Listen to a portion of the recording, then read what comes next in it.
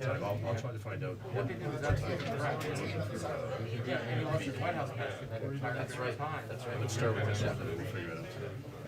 Yeah. One at a time. We just take it all in. No rush.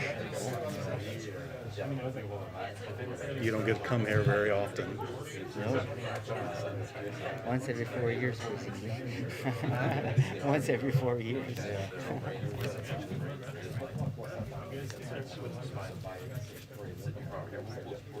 They usually just run a dog around.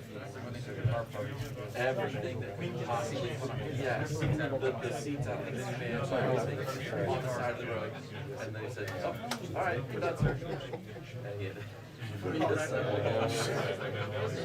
had everything in the glove box, everything. I had to come out of his car.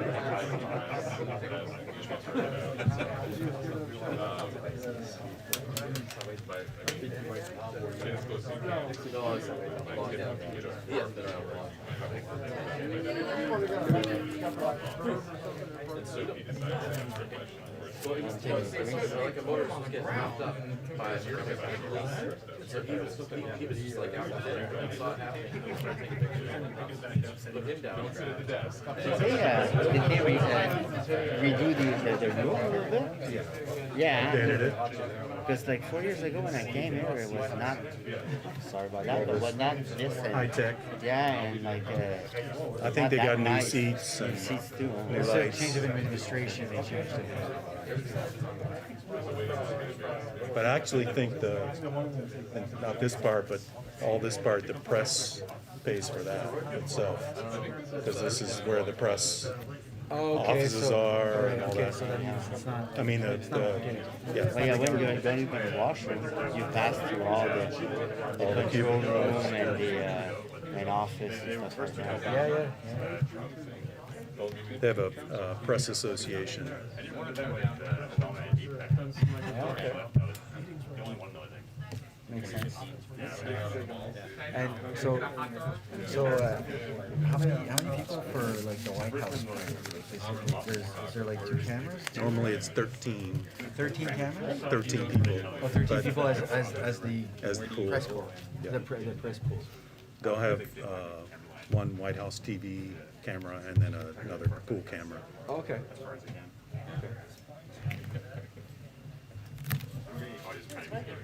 It's not as big as the room as I thought it was. Yeah, maybe a little bit easier. We'll let them get in and then we'll go. Excuse me.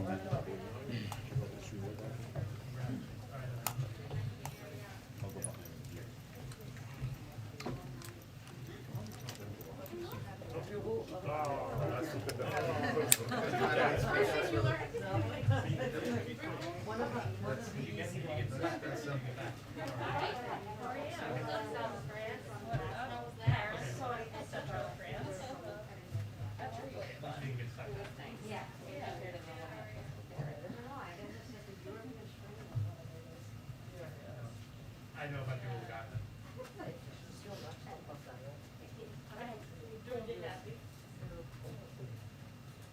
Katie, you withheld critical information. They have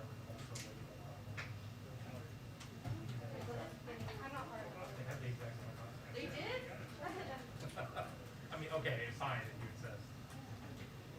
Only because you asked.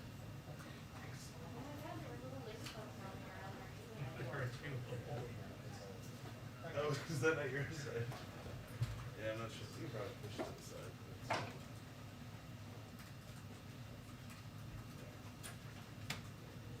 Right, that's it.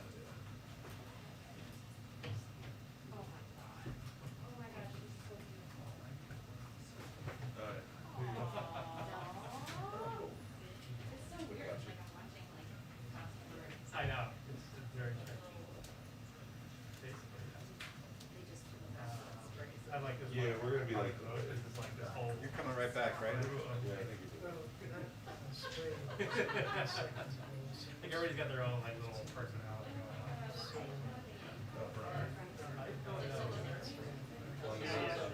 About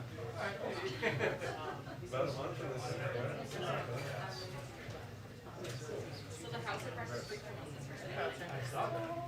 Yeah, on the other side of the Capitol. How much is it? I'm just curious. It's like 6 minutes. Really?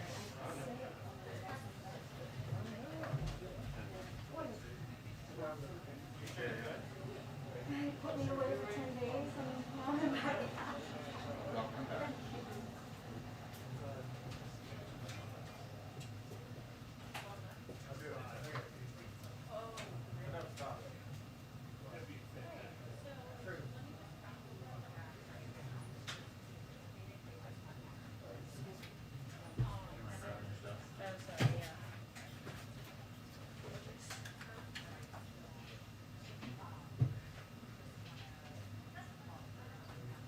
Get some NPR just Franco, just to replace, I dropped my Beyond the Bubble mug. And I don't think the class is making more of this podcast mug. It's Beyond the Bubble. Still Yeah, going. they got rid of it. I mean, It lasted longer than mine. yeah, yours was good too. But I don't know that they made mugs for yours, but Yeah, we still got one. if there's extras, you know, I'm in the market for good. I think I only have one of each. They're pretty big mugs too. That's gotta be careless. Usually where I scramble my eggs. Yeah, I mean, I love I have a generic flashy mug, but that's kind of called the same with the Beyond the Bubble mug. It's like you get this. Yeah, it does everything. Somebody leaves it empty. The NPR mugs are pretty good though. I should definitely get one. Yeah, well, I should. I've got Kansas Public Radio. Pandemic I've got KCUR. That's part of our fundraiser. I realized I don't have it.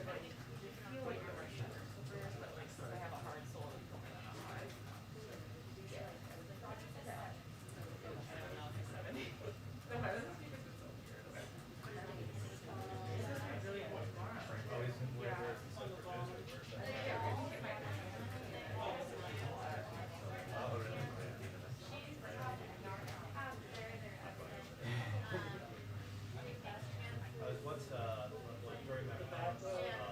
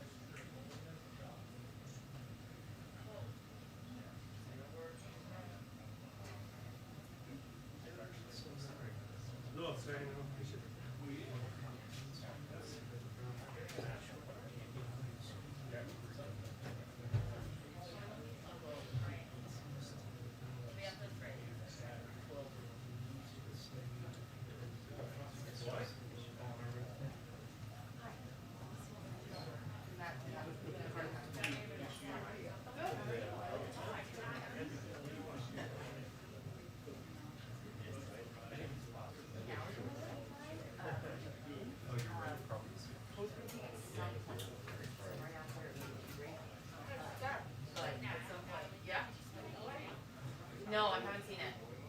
I'll check it out. But someone after me, like 30 days after. She asked her assistant. She sits at her place. Okay.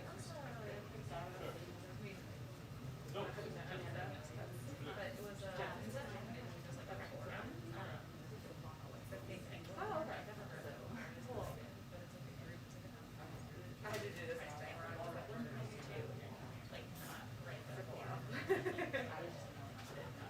Yeah, I kept trying to do that, and then I just figured, she's much of it today, and I'm like, shared an Airbnb, and they told me like, they were like, if you come on a day, you can like a lot of then. I know, yeah. It's an idea. A lot of times when you travel,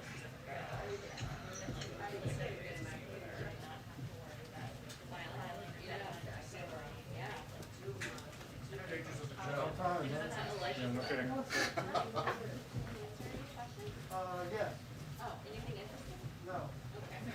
Honestly, we're gonna be talking about that. We're gonna be talking about that. All right. Oh, other. Hold on, hold on. Hold on. Patient, something is considering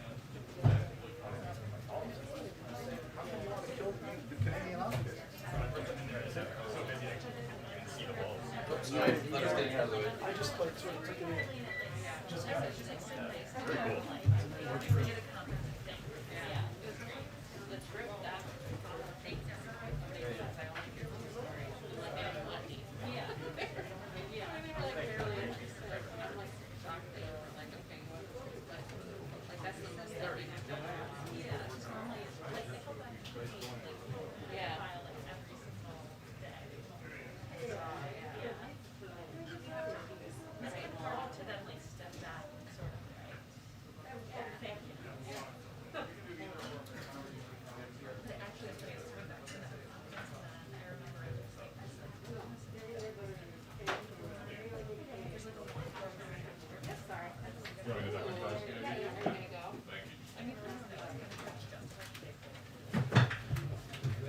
Yeah. Biden hunted on EVs.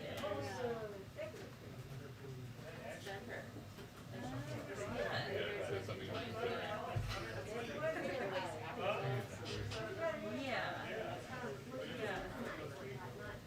Diplomatic boycott.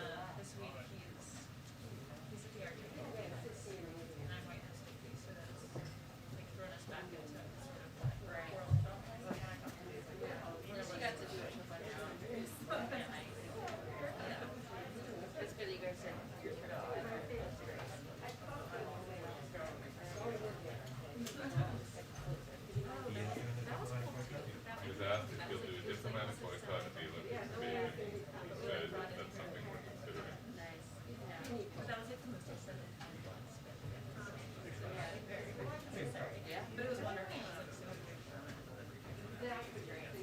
It's a nice like floral. Yeah. Oh, yeah, sure. Is that like something sort of unique? I think I'm gonna do the next couple weeks. Every week to my wife. I said I forgot my. I feel like I have a cousin who has 2 young kids who haven't met mine. I haven't seen her since before the pandemic, and she just told us yesterday that she's gonna fly out. I was going out the reader room seat turnout. Oh yeah. See each other and we look after. Two non-East Coast American publications.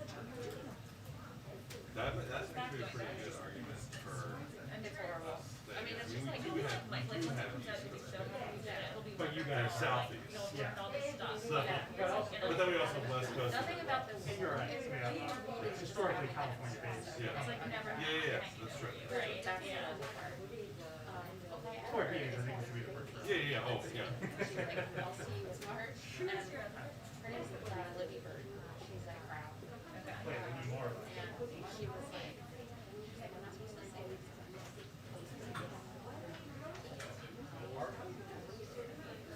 Okay. Enjoy paradise. So, oh yeah, we should. I don't know something this where it's like, right, we'll just do it.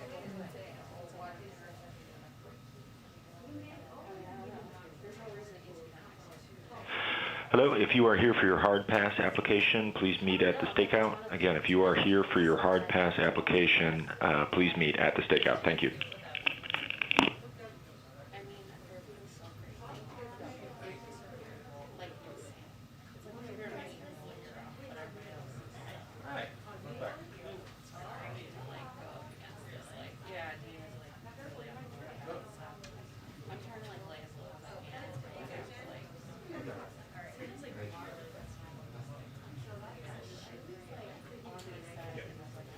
Kenny, I'll have you an answer tomorrow morning. They're kind of working on the schedule. Not the book part, but like, yeah, yeah, yeah. Maybe, so you really want us to 2 hours a night? If it's what you wanna do.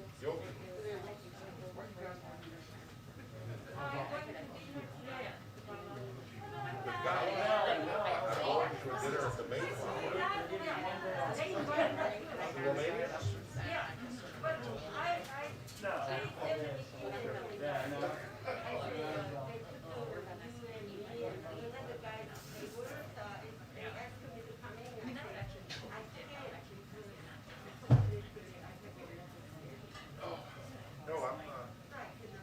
that sounds like a good event tonight. Okay, hold on.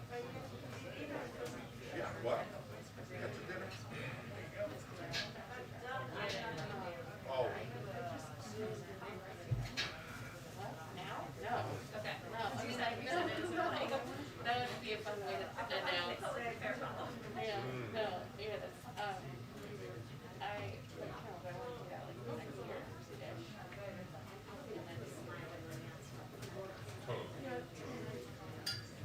oh my God, same. I like childcare. Whatever. Listen, you have America. I was still like telling Thomas last night, what is your problem? I'm like, I have no problem, that's the problem, like, I don't care. So, I don't know, we should get a drink. Yeah, we should. Like now? Yeah. Who's with me? Are we just throwing out suggestions here? Is this like something we can brainstorm from? We're gonna have the pill. Chris made me drink grappa and rum. I didn't make anybody drink grappa. That's also like limoncello is always like such a big disappointment. Yeah. You're expecting something good and sweet. Yeah. It's just like Such a letdown. I was not let down by the grappa. Yeah, that's because your grandpa gave it to you when you were little or something. And you were telling us.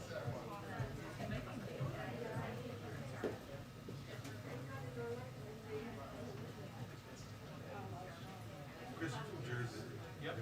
Oh, well, no, actually, I work in Jersey. Okay. I'm from there. Did you guys do the same officials growing up? Not growing up, we started doing it later on. Okay. And my wife's family always does it. My mom's last name. Oh man, I'm like, I was gonna wait till after the briefing. You have to. It's such the, Why? because we talk about Christmas and like Thanksgiving is like no comparison to Christmas. Christmas Eve is the real. It's My like favorite thing about Thanksgiving is when my wife's family does it. They do a first course of spaghetti and meatballs. oh, And then they do a full Thanksgiving. yeah, we do the lasagna. We do lasagna for Thanksgiving in addition to turkey. So they do like mango. We do like Italian stuff. So we just we have our kids God and on the my side because it was I'm looking for a photo. Let's look at Let's talk about grandpa. Like he probably does the fish stuff. Yeah. It's a great night. I bring nothing to school. Yeah. Yeah. Yeah. Yeah. oh, sorry. Not at all. Yeah, and I'm like,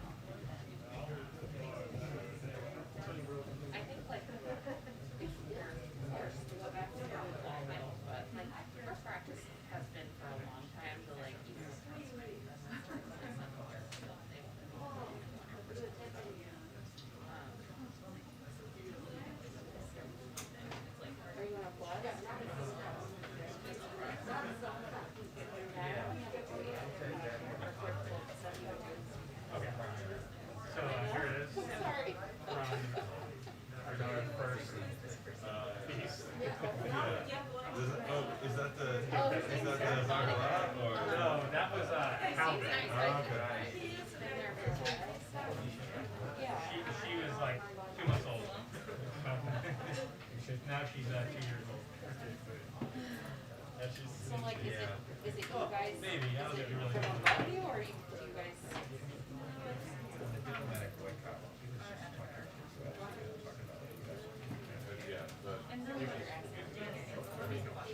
I asked him, do you support?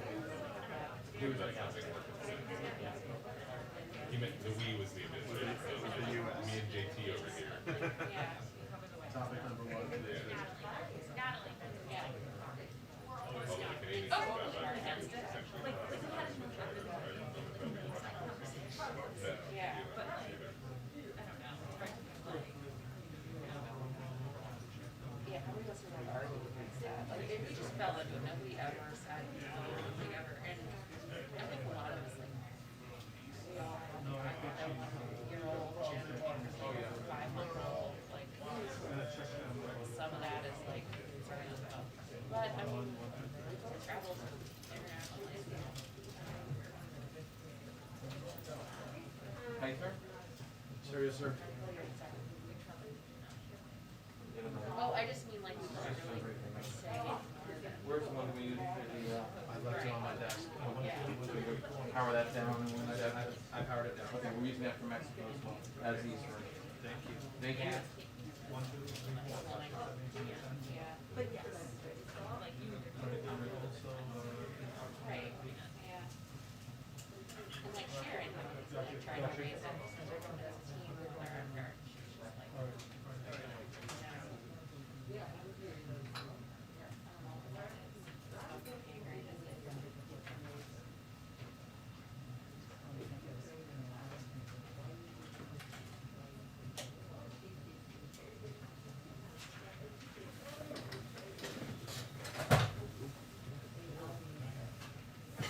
That okay? You grabbed your I mic, just right? meant it 'cause it's like. He did, it's Zipper. appendix. Oh, damn, how you, brother? Good to see you. I was hiding back there. I tried.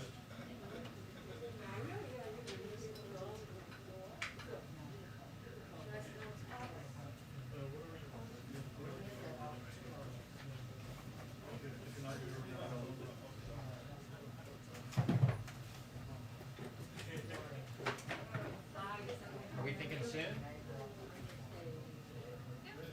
Yeah? I was not a confident yes. Sure. Maybe. Soon as like. Soon is so relative. Yeah. It's like not confidence. In reference to the arc of history, yes.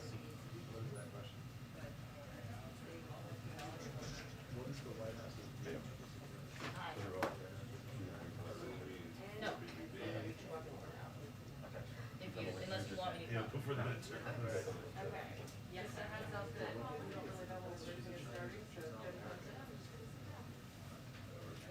Thank you, yeah.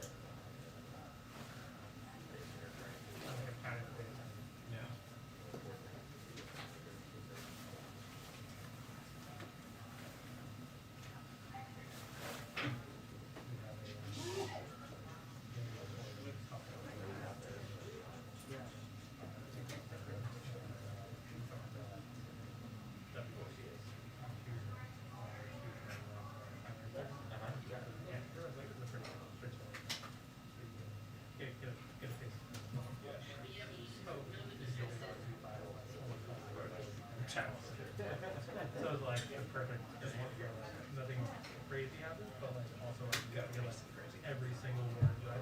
Yeah. Yeah, just first. Did you get it all out of your mouth? Thank you.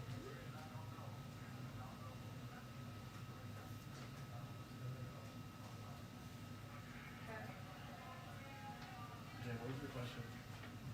Josh, what was, Beautiful, thank you. do you guys know what the question was after the boycott question? Sorry? What was the follow-up after something we're considering? What was the next one? That I was literally about to ask you the same thing. That's what I was thinking. Everyone's I don't asking have me. it. Everyone's asking, I couldn't hear. Who was in there? I couldn't hear it. I'm trying to go through it now. Okay. That's it. Thank you.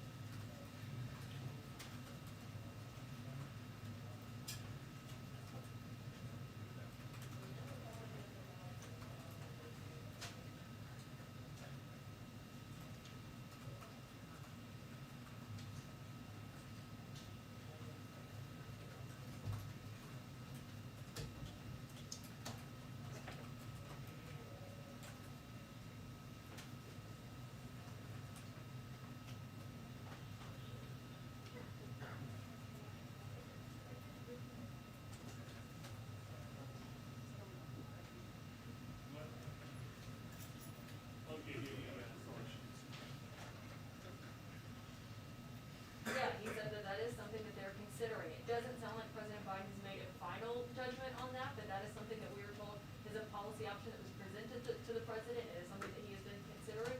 And this would be a diplomatic boycott. So that would mean no government officials would be going to those Olympics in February in Beijing. Of course, this comes on the heels of that 3.5-hour conversation that he had with the Chinese president here virtually at the White House on Monday night. And you've seen Democrats on Capitol Hill say that this is something they believe the White House should pursue because it should be a protest of the human rights abuses that you've seen happen in China, something that the president and his aides say that he did bring up during that conversation with Xi Jinping on Monday night. But it wouldn't be a full boycott like some Republicans have called on. That would be one, of course, that would have no athletes from the United States going to the Olympics. That does not seem to be something that is under consideration, but it doesn't appear that they have made a final decision on this, that we are told by sources that's the direction that the Biden administration is leaning in.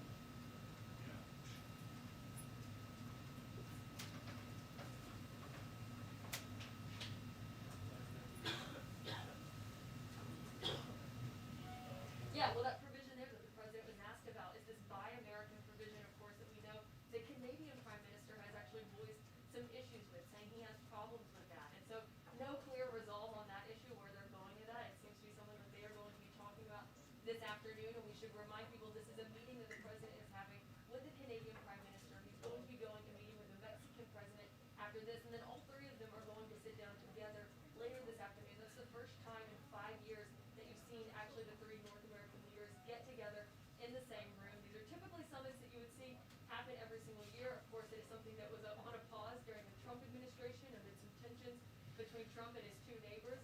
It is something that was also paused because of the COVID-19 pandemic.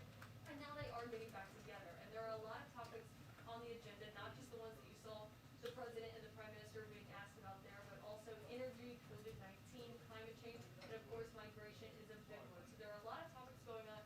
We should note that we will see President Biden again in those two events, just like the ones there where you saw reporters going through briefly. There will not be a press conference, a formal press conference after, though typically they've had those at the last 8 of these summits between the North American leaders. Thanks, guys. Thank you.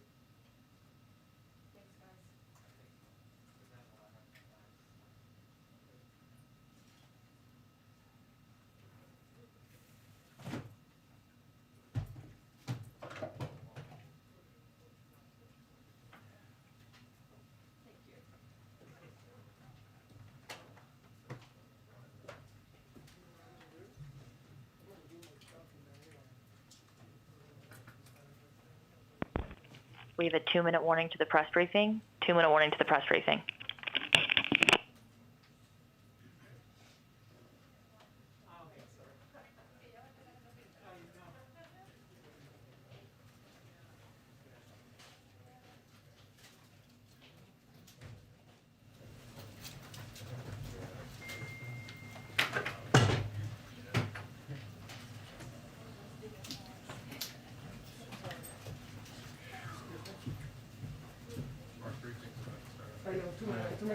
Bring that in for the next event. I'll just throw it under the chairs, I'll sit there.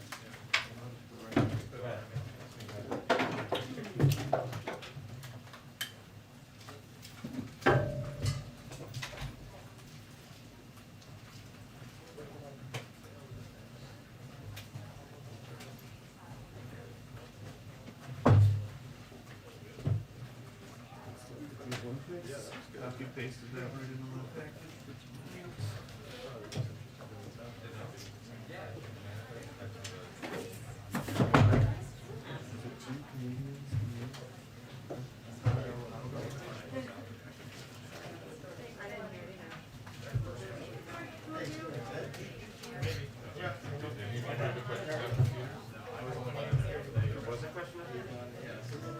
I think it was going on the ground, I guess. Didn't talk about those or the top. These was first, then something else. Something about Senate uncertainty. The answer is I don't know, and I don't know what we're going to be dealing with, quite frankly. But I think he was talking about the tax credits. It has to be on the There were 2 questions about the, yeah, 2 committees.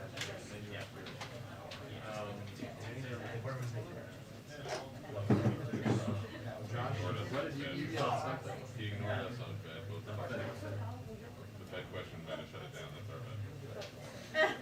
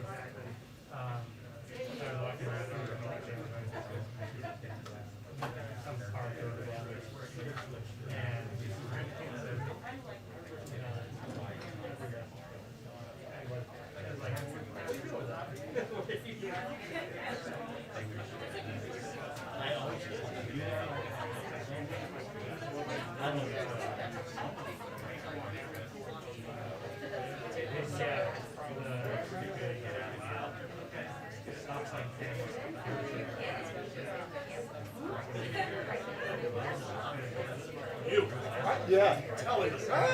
People are talking. Well, it's probably true.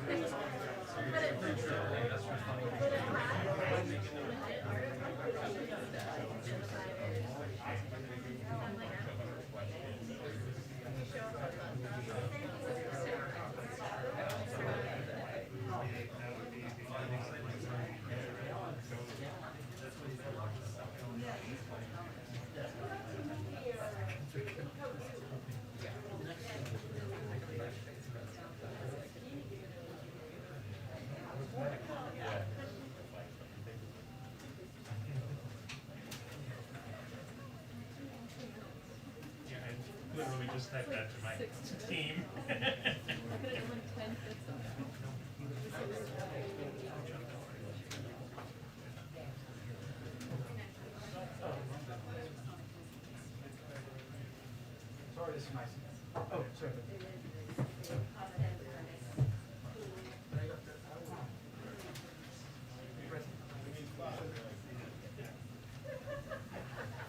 Hi, everyone. Okay. A lot going on here. I will warn you, we have some charts. To begin our briefing today, settle in, everyone. Just to give you all an update and really give the American people an update on where we are on our work on economic recovery, where we're seeing progress, and wanted to, of course, show you some visuals as evidence of that. So let me start. Today's unemployment claims data are another welcome sign of our economy's strength as Americans get back to work. As of this morning, we've had 7 consecutive weeks of decline in new unemployment claims. And to translate that into English for people listening or watching at home, unemployment claims are basically every week Americans who who lose their jobs, not at their own fault. They go and they file a claim looking for unemployment insurance. So the drop in these unemployment claims, there's actually a different chart on this, I don't know if they can pull it up, but that we've seen consecutively over the last several weeks and months is a good sign. No, the other chart would be good. Okay, great. So you can see here just the dramatic drop we've seen since January all the way down over the last several weeks. That's ultimately a good sign. And today in a new report, the OECD confirmed that we have returned to the pre-pandemic size of our economy faster than our global peers. While developed economies around the world are facing similar challenges on inflation because a global pandemic is causing global supply chain issues, something we're experiencing, something countries around the world are experiencing. This is further evidence that the president's success in getting Americans vaccinated, getting economic support to the middle class means that our recovery has positioned us better than any of our peers for continued strong economic recovery, and this new report is evidence of that. So now we go, back to the other chart. As we said before, we are also coming out, given we're coming out of an unprecedented economic shutdown as a result of the pandemic, we know that small increases in price can impact a family's budget. And what we're working to do now is both to address any issues that are slowing down the transfer of goods moving around. It's basically the supply chain is basically as goods are moving around the world.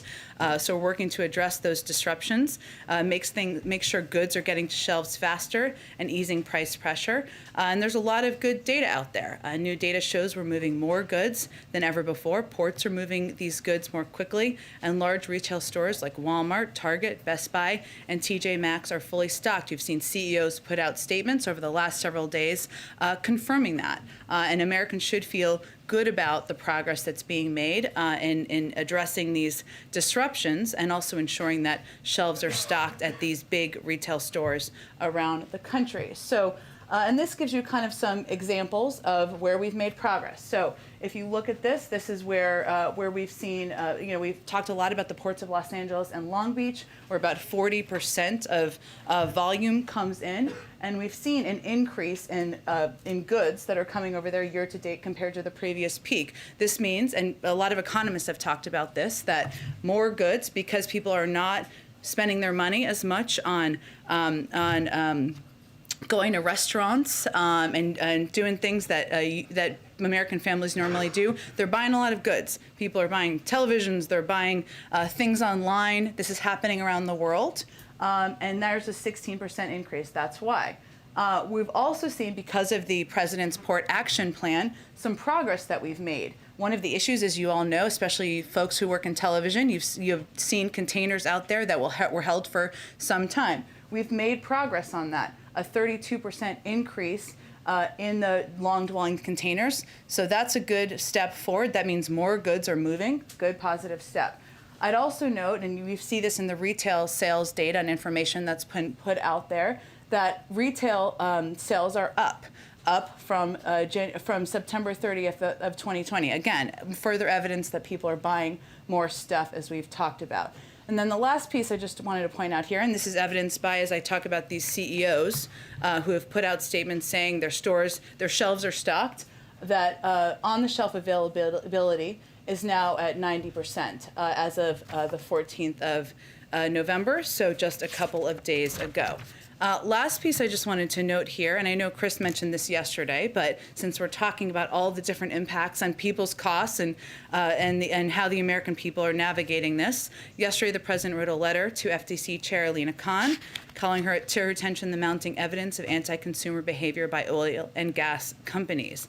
As the President noted in his letter, prices at the pump have continued to rise, even as refined fuel costs go down and industry profits go up. Obviously, that's not the right correlation. Usually, prices at the pump correspond to movements in the price of unfinished gasoline, which is the main ingredient in the gas people buy at stations. But in the last month, the price of unfinished gasoline is down more than 5%, while gas prices at the pump are up 3% in that same period. And that is not what, obviously, that trajectory should look like.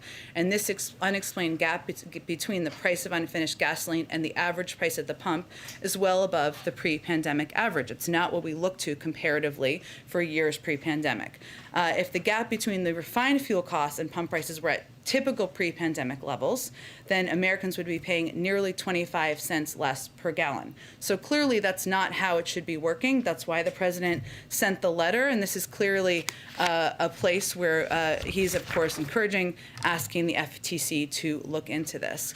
I'd also note, one of the last things I promised, just lots going on, we're also hosting a meeting of governors and federal and state officials on the front lines of helping families address home heating costs this winter. That's something that, especially in the Northeast, colder parts of the country, other parts where energy costs have been higher, has been of concern and an issue.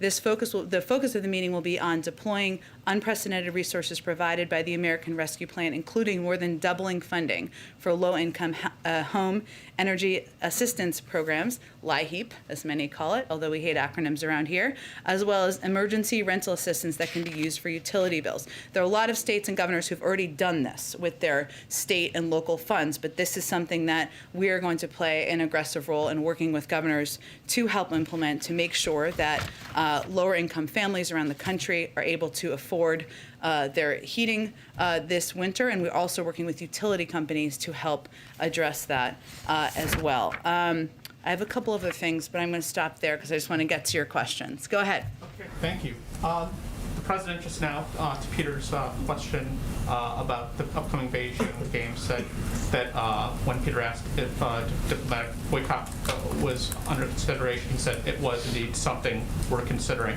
Could you just explain what a diplomatic boycott would mean? I'm assuming that doesn't mean athletes. It means something narrower. And then secondly, coming so soon after the meetings with President Xi, what does that say about the meetings this last week? Were they not constructive, that the President would be considering this big move? Sure. Well, let me take the second question first. It doesn't say anything about the meeting. They didn't talk about the Olympics during the meeting. It wasn't a topic that was discussed during the meeting. I would note that we've said from the beginning of this administration, as it relates to how we engage with China, that we see it through the prism of competition, not conflict. That is our objective, that the President is going to raise issues where he has concern, and he's going to look for areas to work together. And his lengthy a 3.5-hour meeting the other night was certainly a reflection of that. Both areas where we could work together and areas where we have concern were raised, as you all know from the readouts following the meeting. But there are areas that we do have concerns. Human rights abuses, you've seen not just in words we've used, but certainly in actions we've taken at the G7 and other sanctions, that we have serious concerns about the human rights abuses we've seen in Xinjiang. And certainly there are a range of factors as we look at what our presence would be. So I don't have any other update for you, Amr. I certainly understand the interest, but I want to leave the president the space to make decisions. Is it possible that you could just at least broadly, because I'm sure that a lot of Americans that are interested in the upcoming games and a lot of athletes want to know what that could potentially mean, what diplomatic boycott entails? I certainly understand that. I just don't have an update on where what our presence will be. And then, does the White House have any reaction to Oklahoma informing National Guard members there it doesn't need to abide by Pentagon vaccine rules? Sure. Well, first, Amr, of course, the Department of Defense is the appropriate place, but let me, since you asked me the question, what we're talking about here and why there are requirements in place for members of our nation's military, including National Guard, is we need to ensure that we are really ready no matter what to protect the United States. And as Secretary Austin has conveyed, a vaccinated force is a more ready force. And that is one of the reasons he has been has led on this effort to implement this requirement of vaccinating the total force, including the National Guard. So in accordance with that, we've been encouraging all states to continue to offer the vaccine, inform their members that it is a federal requirement. And we continue to believe that no leader should be getting in the way of any action that will ensure or prevent or hinder operational readiness for our military, which is something certainly the Secretary of Defense has conveyed. And one last thing on Canada's Prime Minister called the tax credit that the President said he'd be speaking with Prime Minister Trudeau about a clear violation of the updated American trade agreement. Does the White House have any response to that? We don't view it that way. I think it's safe to say. I would say that in our view, Amr, the electric vehicle tax credits is an opportunity to help consumers in this country. It's not the first time that there have been incentives and tax credits to help consumers, lower prices for consumers, help incentivize a move towards a clean energy industry, something that is good for our climate. Certainly, yes, good for businesses here in the United States, something that will help create good-paying union jobs in an industry that's already starting to head that way, but it's something where consumers would benefit. And obviously our view is that we have a great relationship with Canada. The President is very much looking forward to the meeting today, and there's a lot of ways we can discuss working together on economic issues, strategic issues, addressing the global pandemic, and I'm sure they will cover a range of topics in the meeting today. Go ahead. So a couple of questions about bilateral relationships that are not in focus at the White House today. Okay. So first, you were talking about gas prices. Mm-hmm. So I wanted to ask you about Saudi Arabia. It's a country that Secretary Blinken has described as one where you have a very strong relationship, and yet they have time and time again refused your calls to increase oil production. Would that ever hurt your bilateral relationship? Would you ever punish them for that? Would you ever change that relationship as a result of that? Well, I certainly don't want to make a prediction of that from here, but I will reiterate that we have raised with OPEC member countries, including Saudi Arabia, even though we're not a member of OPEC, the need to ensure that there is available supply out there on the market. I think the reason why I led by talking about the FTC letter is because as we've seen the price of global price of oil come down, we haven't seen the price of gas come down. So there also is a responsibility for oil companies here in the United States and elsewhere to make sure that they are not gas gouging consumers across the country. Okay, one other, on Iran, there's been some reporting that the administration has been privately floating with allies the idea that you might give some sanctions relief or come to some kind of interim deal in order to get those nuclear negotiations off to a good start. I know that your public position thus far has been that that is not something that that you're doing. Would you ever consider that? Is that something that you would ever consider doing to get those negotiations started? I'm not aware of any change in our position or approach to the negotiations. Good. Thanks, Jen. Whose decision was it to break with tradition and not hold a formal press conference after the trilateral summit today? Was that something requested by the Canadians or the Mexicans, and why? Well, I would say first, I don't think it's as scandalous as that in terms of the backstory. Just to preface, there hasn't been a North American Leaders Summit since 2016. So when we're talking about precedent, just to be clear, we're talking about prior to that. The president very much, of course, was looking forward to hosting Prime Minister Trudeau and President Obrador at the White House today. I would note that in the last 3 weeks, the president has hosted 2 press conferences, 3 if you count the one after he announced the signing of the bipartisan infrastructure bill, where he took a number of questions. He's also, including today, he's taking questions from reporters a total of at least 10 times this month. There's a change in schedule as things move around, as they sometimes do. As you know, he signed 3 important pieces of legislation today, important for law enforcement, that had broad bipartisan support, that moved everything later in the day, and schedules change and adjust, but you saw him take questions just a few minutes ago. Mexico, coming into this meeting, said that it's seeking access to more vaccines. Is that something that the president is planning to promise today? Well, I know part of the preview that we did last night, they talked about how, and certainly we'll do a written readout once these meetings conclude that will be more detailed, but how obviously COVID and addressing the COVID pandemic will be a part of the discussion. Now, a big part of that coming into the meeting from our perspective was the fact that we had lent or provided vaccine supply to Mexico and Canada, and we wanted to talk to them about providing that supply broadly into the region, something that would obviously be up to public health officials. In terms of what they may request, I can't speak to that, but certainly we're going to continue to play a role in addressing the global pandemic. And then very quickly back to the question about the Chinese Olympics. Is there a timeline for when the White House would decide about a diplomatic boycott? Is it weeks? Is it months?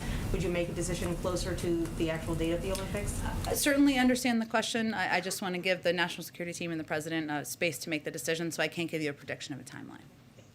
Thank you, Jen. Grim milestone this week. More than 100,000 people died of drug overdoses in the last year. Experts say a lot of that is driven by fentanyl, which is coming across the southern border in record amounts. So why isn't the administration doing more to stop the drugs from coming in? Well, first I would say that the president is meeting with the president of Mexico today, as you know, and that we work with Mexico every day to disrupt transnational criminal organizations, which are responsible, as you know, for the majority of fentanyl, heroin, and methamphetamine entering the United States, as well as spreading violence and insecurity in Mexico. So during the summit today, we certainly expect that discussing this topic, our joint goals to combat transnational crime and terrorism, the movement of these type of drugs across the border would be part of the discussion. And when it concludes, we'll provide a readout. Okay, and then following up on the meeting with President Xi, American intel agencies have told the president they cannot crack the origins of COVID without China's help. President Biden had a chance to ask for China's help. Why didn't he? Well, I would say that the president's push for the Chinese to participate more, provide more transparent data and information, we've never held back on that front. We've argued for it publicly, we've argued for it at every level, and the president did talk in his meeting about the importance of transparency, this is exactly an example of. He talked about the importance of transparency, but did he ask President Xi to cooperate specifically with this U.S. intel agency-led investigation into the origins of COVID? Peter, it's clear that that's what we want. That's what we've been pressing on. I don't have any more to read out for you from the meeting. You're saying that it's clear. Is it clear to somebody who has a Zoom meeting with the president that that's what he means if that's not what he says? I think the president has spoken publicly on this a number of times. Our national security officials have conveyed very clearly, I don't think it's a secret. That's what we want. That's what we've been pressing for. And then just the final one on that. Are they old friends or not? Because the president has claimed that they're not. You claimed that they're not. But then President Xi said that they are. The president didn't say that. The president considers him someone he has known for some time, someone he can have candid relationships with. I can't speak for how the Chinese categorize or describe people they know in the world. I can only describe how the president views the relationship. Go ahead. Jen, is Mexico doing enough to stem the flow of migrants into the U.S.? And I asked that question amid new numbers that show in the last year, I think it was 1.7 million individuals who were detained at the border trying to cross illegally? This is definitely going to be, as you know, Peter, but just to reiterate, part of the discussion today. Every country in the Western Hemisphere has, of course, been impacted in some ways by migration events in recent years. A lot of people, Mexico has been as well. That's my point there. And leaders in the region have a shared interest in humane migration management. We, of course, our views, we have to address these issues together. So this is certainly an opportunity today to have a further discussion about it, about what more can be done. And certainly more can be done and should be done. Yesterday, during a preview call in advance of this, a senior administration official said there is not a real focus this time around on our borders. For those who are concerned about the situation at the border, why isn't that a real focus of today's conversation?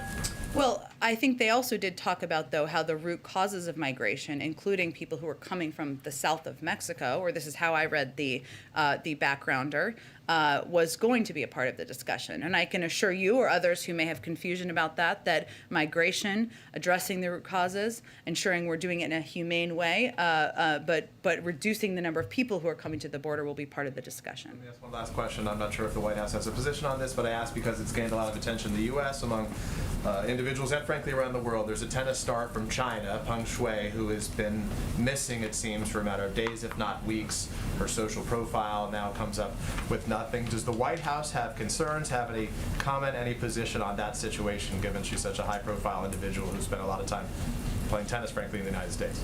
Yeah, we have, of course, seen the reports. We unfortunately just don't have any additional information on it or additional comment.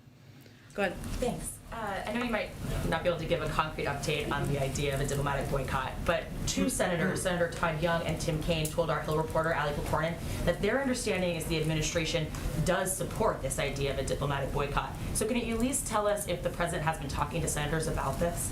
I mean, the president was just asked about this and gave an answer. Of course, we're in regular touch at a range of levels with members of Congress about a range of issues, including our relationship with China and including an issue like this, that there's been a lot of reporting and interest in. But beyond that, I don't have an update, given he just answered the question himself. And then sort of following up on the question about the electric car tax credits, but kind of more broadly, maybe you can talk to whether there's been any concern from the White House heading into these meetings today, whether the president's big push to make things in America and buy American in the long term could be right now making it harder to get Mexico and Canada on board to help with some of the supply chain issues. Well, our view is that we have a lot we can work with, a lot of work we can do, I should say, with the Canadians on addressing supply chain issues, something that's in our mutual interest, and there's mutual benefit in doing that. We've done a lot of work on this end. We certainly know that the ability for goods to move effectively around, connecting infrastructure, making sure it's efficient, even at a time where the purchasing of goods is increased massively around the world, here, Canada, everywhere around the world. That's in our mutual interest. I would say, just to go back to what I said in response to Amar's question, I mean, the electric vehicles component of the package is something the president is personally very excited about, because he believes it's an industry of the future, an industry that can help create good paying union jobs, and it will help consumers, it will help incentivize the purchasing of electric vehicles and the driving of electric vehicles, something that's good for our climate. But all diplomatic relationships have areas where there might be tough topics to discuss, where people have concerns they raise. That's the purpose of these in-person meetings. It doesn't sound like he's interested in negotiating on that one, and maybe letting there be a Canadian sort of carve out for tax credits for Canadian. As he said, they're going to discuss it, and we'll see what they discuss, and we'll give you guys a readout. But I think in response to Amar's question, I was just answering how we view it, and of course reiterating the president's excitement about this component of his package. Go ahead. Thanks, Jen. While he's meeting with the Mexican president today, do you expect them to come to an agreement on returning to the Trump-era Remain in Mexico policy? I don't believe that's intended to be a big topic at this meeting. Okay, so you don't think they'll come to an agreement on that today? I think it was previewed as not a major topic of discussion, so I wouldn't anticipate that. Okay, and the House could vote as soon as tonight to advance the Build Back Better bill for the president. He has touted this, of course, as he did yesterday in Michigan, as a big boost for the middle class.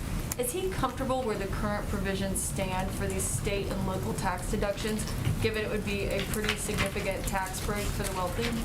Well, let me start by first, obviously wasn't what he proposed in his initial package, as you know, but just to come back to that. The president also, though, it's been conveyed to him by leaders in the House and Senate that this needs to be included in order for this legislation to move forward. And he certainly understands that and takes these legislators who've been doing this a long time very effectively at their word. But even as we look at the content of it, it's a long-term sustainable reform, in our view, that doesn't add at all to the deficit over the decade. And over that period, it will mean that millionaires and billionaires actually pay more than they would otherwise. It would raise the cap to $72,500, fully paying for itself across the decade. It's a sustainable solution in our view. That means those with lower incomes would be able to fully write off their state and local taxes. So it is a component that wasn't initially proposed. This is a part of compromise.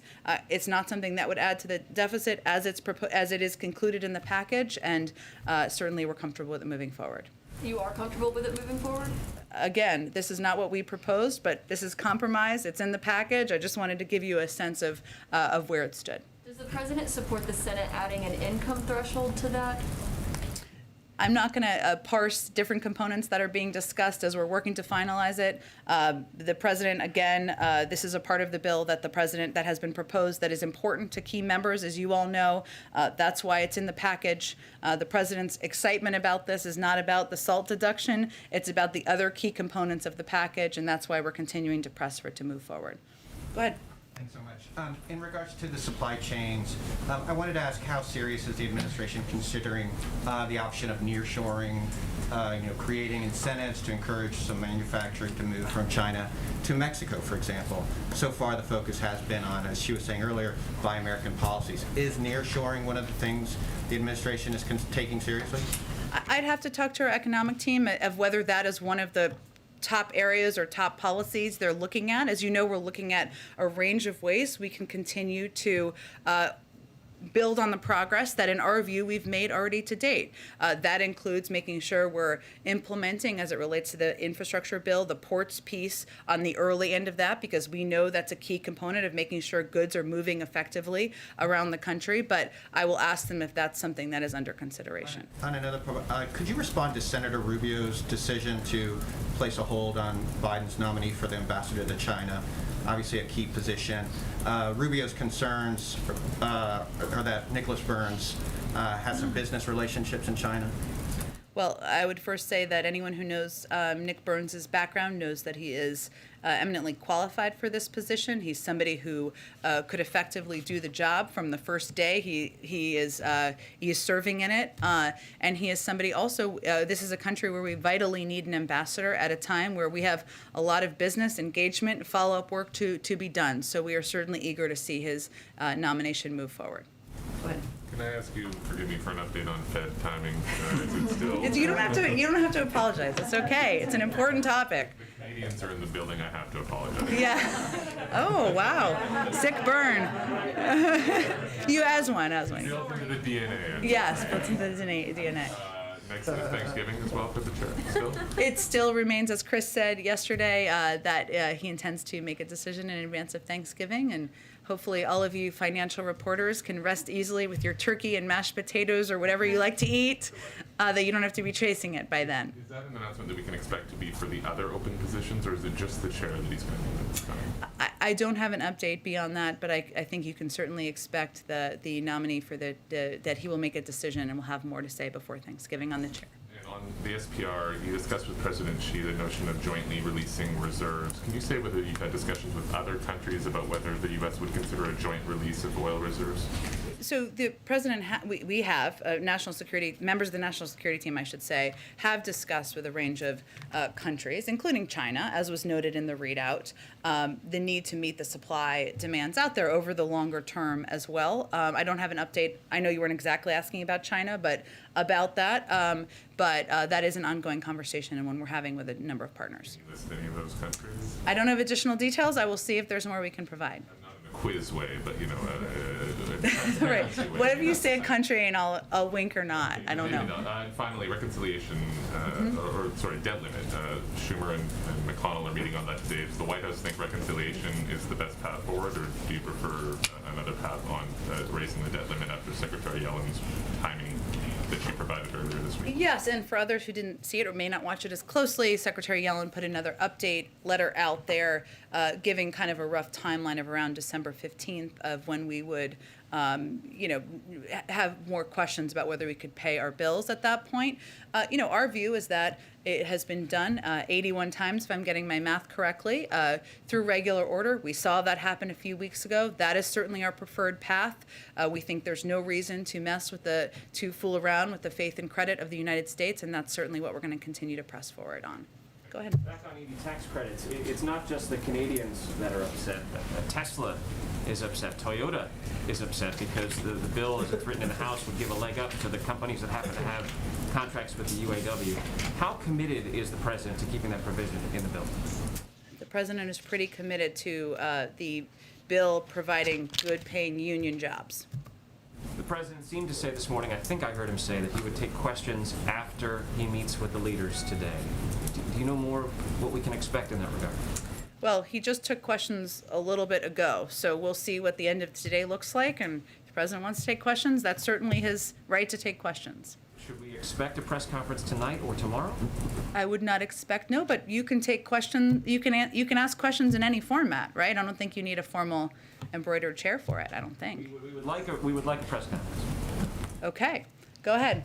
Ben, on immigration, several Democratic lawmakers, outside groups, administration officials have told us they don't think that the administration has a cohesive immigration policy, and that's contributed to the higher numbers, the record numbers that we're seeing at the border. Do you think the administration has a cohesive immigration policy, and how would you characterize it? We do. We have a bill that the president proposed and put forward on his first day in office. We believe there not only needs to be a more fair system, a humane system, but we believe there needs to be a more effective asylum processing. We believe there needs to be smarter border security investment, and we believe that there needs to be more done to address the root causes. That is all a part of the president's proposed legislation, and we are eager to work with anyone in the House or Senate, Democrat or Republican, who wants to work with us on moving forward on long overdue immigration reform. In the meantime, the legislation is stalled in Congress. In the meantime, do you think there's a cohesive strategy that the White House is implementing based on just executive actions and what you guys do at the border in trying to control the numbers? Well, again, I would note that those who may be critical could be a part of the solution in working together to address what we know is a often cyclical challenge of people coming, larger numbers of people coming to the border. Yes, increases more recently, but we've seen it in the past as well. And as we see challenges in processing at the border, that is not going to be solved with a short-term solution. We need a longer-term solution. So I would note that we have seen progress as we look at numbers over the course of time, month by month, but we need a longer-term legislation, comprehensive reform put in place, and we welcome the interest of anyone to work with us on that. Plan to attend the World Economic Forum in Davos? I don't have any travel or anything to preview for early next year. It now feels like it's coming soon, even though I long felt like it was long ago. So no plans to preview, but if there's anything more, we're happy to update you all on that. Go ahead. Hi, Jen. What is the president's reaction to the DHS Inspector General's decision not to investigate the horseback patrol incident in Del Rio? There's still an inquiry by the Office of Professional Responsibility, but there's not an announced timeline for its completion. The president in September said there would be consequences. Secretary Mayorkas said an investigation would turn around in a week. Were the president and secretary too hasty in those remarks? I know the secretary spoke to this, I think, yesterday, and I would just point you to his comments. I don't have an additional comment from here. Go ahead. Jonathan, you're in a different spot. I'm adjusting. Different viewpoint. Thank you. Two questions for you. Does the White House have any reaction to today? The governor of Oklahoma called off the execution of a death row inmate, a Julius Jones, just hours before he was to be killed. It's a case that attracted a lot of attention from activists, students in the state. Mr. Jones instead will be given, he was sentenced to life imprisonment without the possibility of parole. Well, the president has made clear over time that he has grave concerns about whether capital punishment, as currently implemented, is consistent with the values that are fundamental to our sense of justice and fairness. And certainly, as looking at a case like this, you reflect, and I think he and we all reflected on his point of view or his view and his policy position in that regard. And I'd note for us on a federal level, the Attorney General has halted executions at the federal level. We are in the process of conducting an important review of the federal death penalty, and the president believes that is an important step forward. But this, as you know, was a state level sentence. The action needed to be taken on the state level, and so there wasn't a real role that the federal government could officially play in that regard. But certainly, the president's grave concerns about the death penalty and the implementation of that are, I think were reflected in how he viewed this case. Okay, and another matter, just picking up the thread on ambassadors. Yeah. There's some growing calls among some Democrats for Senate Majority Leader Schumer to do things, quote, the hard way, and perhaps keep the Senate in nights, weekends, whatever it might be, to get some of these these ambassador nominees confirmed. Does the White House endorse that position? What more do you guys want to see about getting more ambassadors put in place? So very few have been to this point. Well, one thing that could happen, if, just to go kind of full nerd Senate process here, is that a lot of these nominees, as you've seen not everyone, but many of these nominees, ambassadorial nominees, eminently qualified nominees, end up passing with a vast majority vote. I mean, Democrats and Republicans. And they could just be voted through or passed through unanimous consent. You don't need to use all the hours on the floor, right, to have the process proceed where there's hours of debate. There have been delays and holds, as you know, from a variety of individuals. Senator Cruz is one of them. So that has been a challenge as well. But certainly we believe that it is far past time to move forward with these nominees, that we are hindered by not having people and ambassadors in places around the world at a time. And I think if you haven't all seen the statement by former Secretary Gates, he had a pretty strong, compelling statement out there about the importance of moving forward with some of these nominees.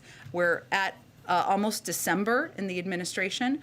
So I would just say that's how we broadly view it. But it is true also that Leader Schumer is trying to move forward quite a bit on the legislative agenda. He has effectively and efficiently done that to date. And one of the challenges here, the big challenge that I don't think should be undervalued or underreported, is the insistence on lengthy processes that is really not necessary in every case.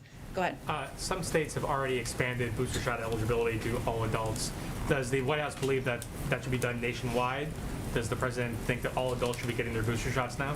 Well, there's a process that is underway, as you know, and we've said from back several months ago that once the FDA and the CDC approved boosters for individuals over a certain age, or once it goes through the process to approve it, we'd be ready with the supply, and we'll be ready with the supply. But science first, data first, so we'll wait for the process to proceed. Concerned about the rising numbers going into the holiday season, into the winter. We're seeing numbers tick off across the country right now. What are the White House's plans to deal with that? Well, we're continuing to implement vaccination programs, of course, across the country. We have been encouraged by some of the numbers we've seen in terms of the uptick of people who are eligible, who are getting their booster shots. About 30 million Americans have done that to date. Obviously, more than that are eligible. So we'd like to see more people getting booster shots who are eligible to get that extra protection against COVID-19 now, especially going into the holiday season. We know now that kids age 5 to 11 are eligible, that if you get your vaccine shot, you get your first shot now, your kids will be protected by the holiday season. So we're continuing to press and remind people that this is a big travel time of year, a big crowd time of year. Winter, obviously, colder weather, more people inside, and we are upping our outreach to emphasize that. Go ahead, Karen. Thanks. Yesterday, Congress passed a bill to give the Congressional Medal of Honor to the 13 service members who were killed in the attack at the Kabul airport.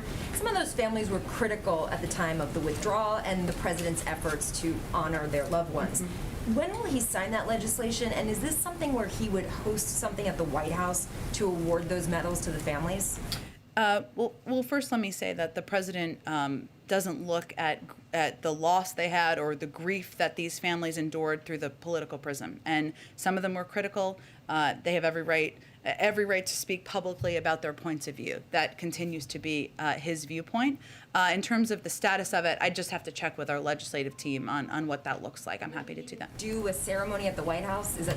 I don't know what it looks like yet because I have to check on the status. As you know, he met many of these families back in August following what I would still say was one of the worst days of his presidency, and conveyed to them that he would be open to staying in touch if that was appealing to them. And everybody deals with and copes with grief, the loss of a loved one in different ways. He remains open to that, but I don't have any updates beyond that. Just do one quick one on paid leave. There's reportedly an effort underway by some Democrats to start working on a separate paid leave proposal out of the Build Back Better plan that could have bipartisan support.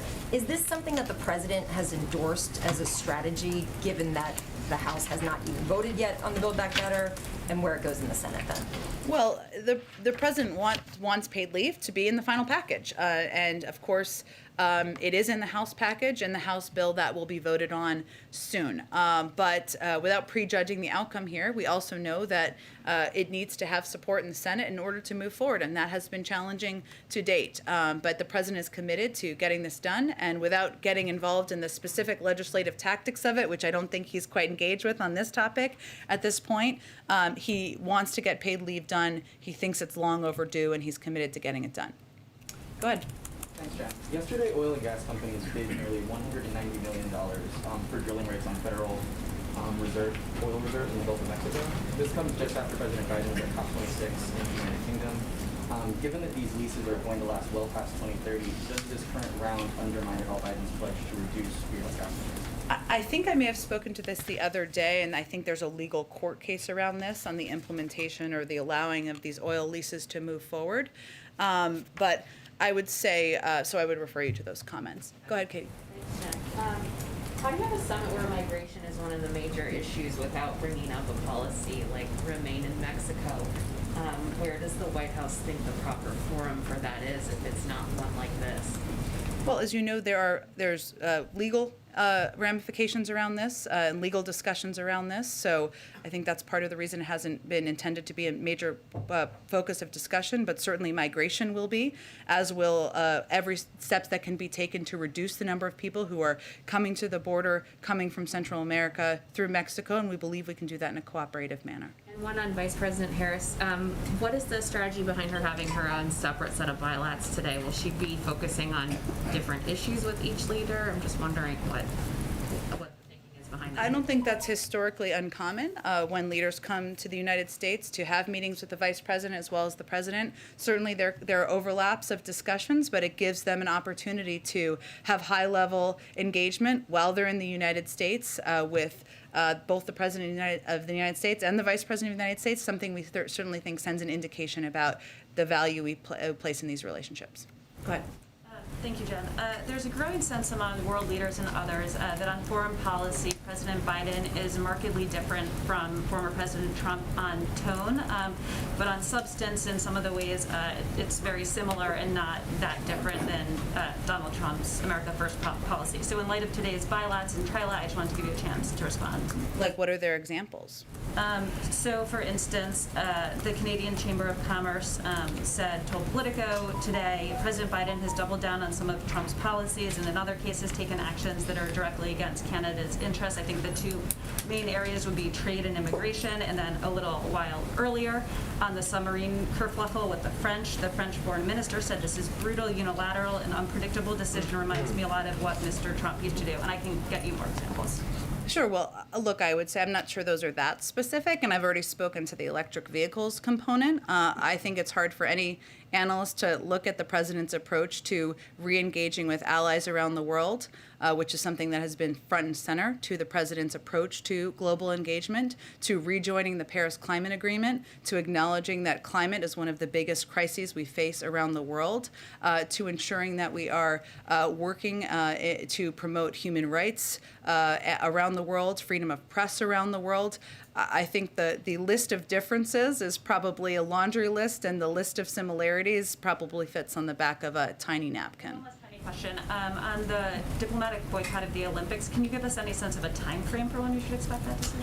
I don't have a time frame to give you today. Ashley, obviously the Olympics are in February, and I want to give the president and the national security team a little space. But as any updates are there to provide, we certainly understand the interest and we'll provide them to all of you. Go ahead. You talked about the letter the president wrote to the FTC. How fast does the president expect that letter to bring down gas prices? Well, I think what we're looking at here is highlighting and elevating an issue that should be pretty apparent to people across the country. And I would note, since you gave me the opportunity, that in the letter, the president also noted that the two largest oil and gas companies in the United States, measured by market capitalization, just to speak your kind of language, are on track to nearly double their net income over 2019. So just to give you a sense, they're set to earn $32.9 billion this year. In 2019, the two companies only earned $17.2 billion in combined net income. And I would also note that BP's CEO said, while announcing an additional $1.25 billion share buyback earlier this month, quote, "When gas prices are strong, this is literally a cash machine." So that's noted in the president's letter. This is a letter sent to the chair of the FTC. They are, of course, independent. They make independent choices. I would note that in a previous letter that was sent related to concerns we had about oil and gas mergers, they responded, obviously, and there have been reports out there, I would note a Reuters report out there, that showed that this had an impact on oil and gas mergers. So I can't predict for you, I understand why you're asking, but given the independence of the FTC, I would point you to them. But certainly we see this discrepancy between the price that is coming down as it relates to oil and the price of gas is concerning. So in consideration to reversing some of the policies that have led to this, maybe reconsidering the Keystone pipeline as the Prime Minister of Canada is here?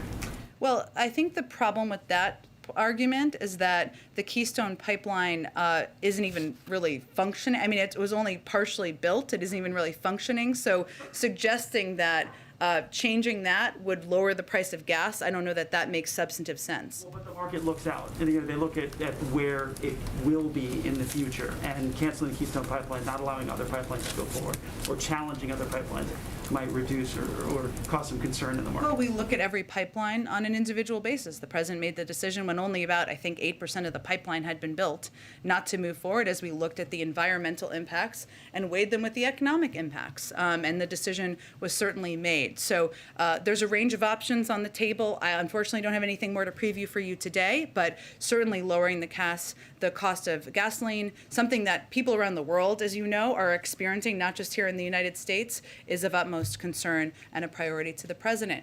A Canadian day. Thank you, Jen. Two quick questions. The first one, I just want to follow up to the previous question. Trade protection policies are perceived as just as intransigent, this administration, as Trump's policies. How do you distinguish those? Give me more information. In what way? You're talking about the electric vehicles component? For instance, lumber also, the same attitude is adopted by this administration as by the previous one. On lumber, in which way? Are you talking about tariffs or what specific component? On tariff, and how difficult it is for Canadians to access the American market or favor the Americans. I understand that the president is fighting for good middle-class jobs, as you keep repeating, but it's good middle-class jobs on the other side of the border that are killed by this attitude. Well, I would again reiterate a little bit of what I've said before. One, they're going to have a discussion about all of these issues. And as you've seen, the Prime Minister Trudeau and his delegation, as you know from reporting on them, will certainly raise this and other issues in the meetings. And we'll do a readout of that, as I'm sure they will do a readout of that. But the President's view continues to be that ensuring that investing in the electric vehicle industry here in the United States, something that helps consumers by lowering the cost of electric vehicles, making them accessible by dramatically lowering the cost of purchasing an electric vehicle by I believe, about $12,500, makes it accessible to people in this country. That's also good for our climate, something we very much agree with Canadian leaders on, and the need to take steps on here in the United States as one of the world's biggest emitters. So that's a part of the discussion too. So I would say, again, that I think there are far more differences across the board, and I think probably people from the former president's team would probably agree with this as well, and their approach to foreign policy, then there are similarities. But this is an area where the president believes good paying union jobs is important to our market here, but also that investing in a clean energy industry that will help create jobs in the future is imperative. But lots of work we can do with the Canadians. And it's been a month now that 16 Americans and 1 Canadian were kidnapped in Haiti. What is the administration has been doing? What has the administration been doing? Well, we have a significant presence on the ground, including with law enforcement officials from the FBI and others who are working constantly to bring these individuals home. I wish I had an update for you today. I know everybody's seeking an update, but unfortunately there's nothing I have to report at this moment. Go ahead in the back. So Russia said that recent conversation between National Security Advisor Sullivan and his Russian counterpart Patrushev was part of preparation for next contact between Presidents Biden and Putin. So are you planning such a meeting or a phone call, and are you satisfied with the results of the Geneva summit, given the current situation around the tensions around Ukraine and the situation on the Polish-Belarusian border? Well, as you noted, we have held discussions with Russian officials about Ukraine and U.S.-Russia relations recently. And as we announced yesterday, the National Security Advisor spoke with the Secretary of the Russian Security Council about regional and global matters of concern. I don't have anything to preview for you in terms of an additional contact or call or anything like that with President Putin, but certainly after their summit earlier this summer, we agreed there would be continued levels of contact and engagement at a high level, and that has proceeded since that point in time. Is that right? I am not ruling out that the President of the United States will speak with the President of Russia at some point in the future. True. Go ahead. Oh, well, I was going to go right behind you because today is also a Mexico Day.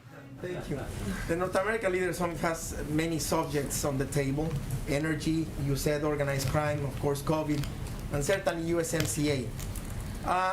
In all of these areas, what does the United States government needs to see to consider this summit successful, especially in terms of the Mexican government? Do you expect any agreement today, and in which areas? Thank you, Jen. Sure. So, at the bottom line is today is an opportunity to resume a level of engagement with the Canadians and the Mexicans in their leadership, at the leadership level, that had been stalled for 4 years, hadn't happened since 2016. And it's an opportunity to build on discussions that these leaders were also a part of, whether it was the G20, COP26, in different capacities. So today is an opportunity for leader-to-leader engagement, have a discussion about a range of challenges we all face, whether it's improving vaccine distribution and pandemic preparedness, something that is certainly on the minds of all leaders, strengthening North American supply chains, enhancing competitiveness, concrete actions on reducing methane emissions, follow up to the COP26 summit, and developing a regional compact on migration and protection for the Americas. In terms of what will come out of here, we'll have, the meetings have a couple of more hours, so I'll let them proceed before I preview that, but certainly the President was looking forward to the opportunity to engage face-to-face, have discussions about these important, vital issues with these leaders. Shelby? Okay, and then we'll do Shelby, last one. Thanks. OSHA suspended its vaccine implementation and enforcement because of a court order. Given this update, is the administration still urging businesses to move forward with the president's vaccine and weekly testing rule? And are you still working off of that January 4th compliance deadline? We are. Let me be very clear. Our message to businesses right now is to move forward with measures that will make their workplaces safer and protect them, their workforces from COVID-19.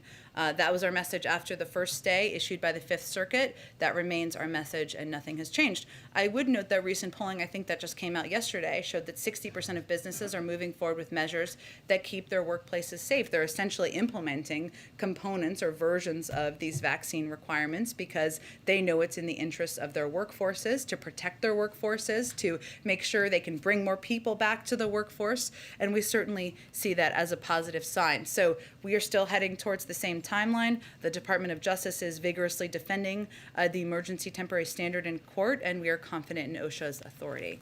All right, thanks everyone. Senator Manchin just walked out while we were in here. Are you able to provide any readout of the meeting that I suppose just happened? Did he meet with the president or with staff? He was not in the meeting with the Mexican president and the Canadian president. That would just make an added component of today. I believe he was participating in a swearing-in ceremony for Dr. Gupta per Dr. Gupta's request. Thanks, everyone.